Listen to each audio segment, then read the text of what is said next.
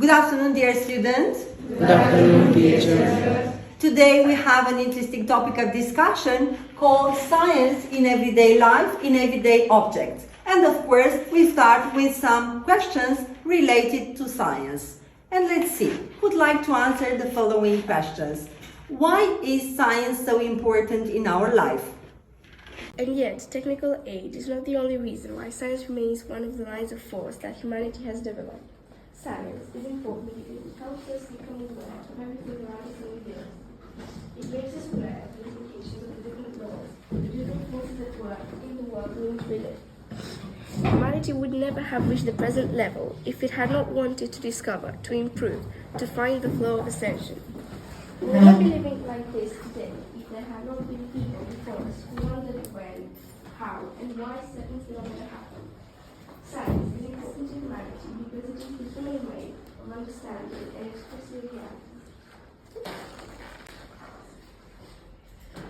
Okay, let's go on with another group. Okay, I know this group is really interested in medicine. We want to become doctors. And let's find out the latest breakthrough in medicine. Who is the leader in this group? Maria, you are? Okay, go ahead. Health research is critical to making sure that we're providing the best possible care for everyone, both today and in the future.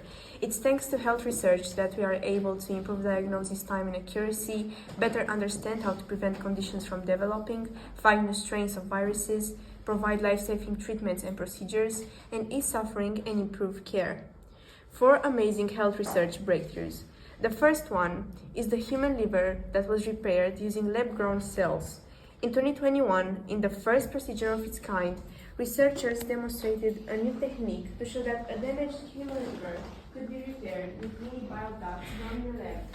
This approach could also be applied to a range of organs and diseases to further accelerate cell-based therapy research.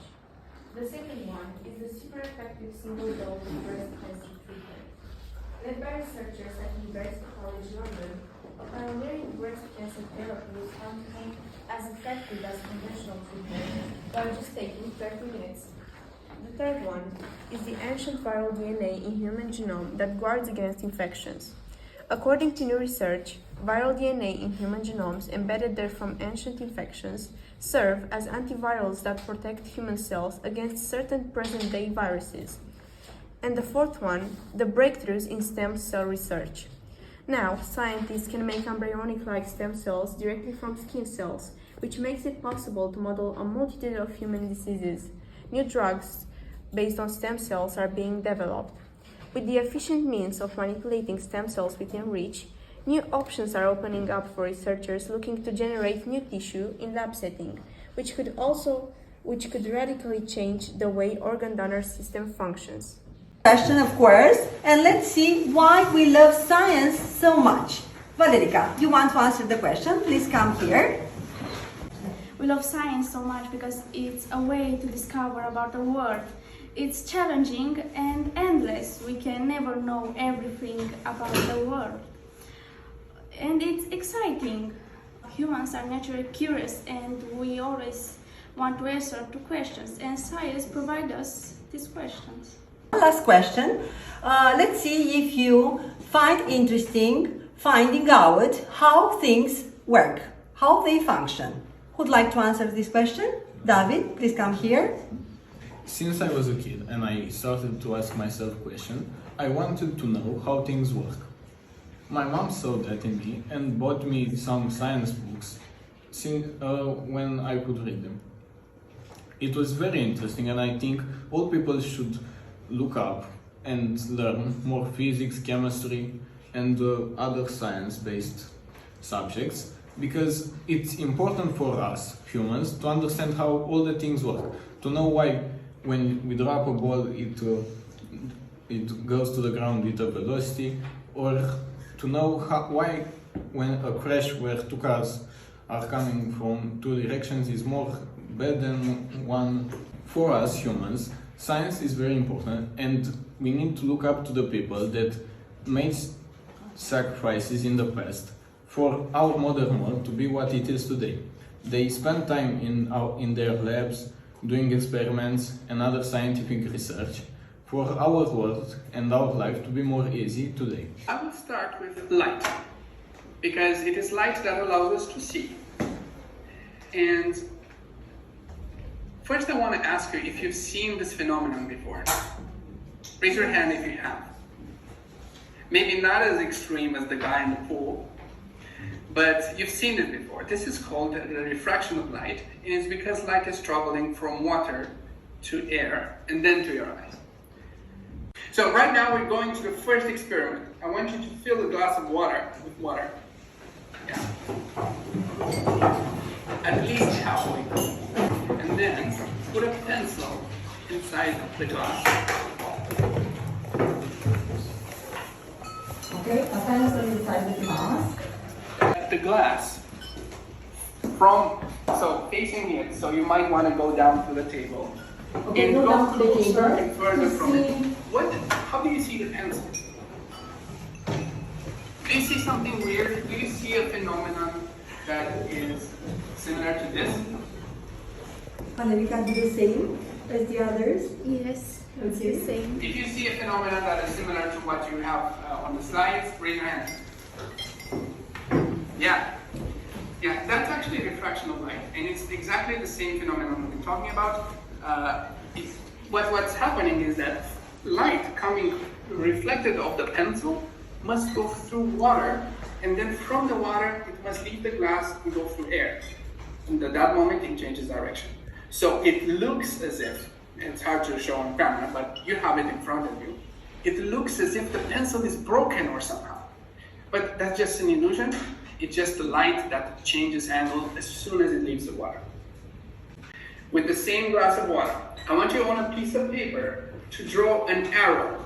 Yeah, you choose, pointing to the left or pointing to the right. Draw an arrow like this on a piece of paper. You have the cup of water, right? I want you to place the arrow here and have a look at it from various distances.